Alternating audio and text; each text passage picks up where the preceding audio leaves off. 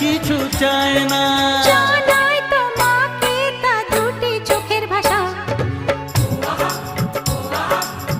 এই তো ভালোবাসা।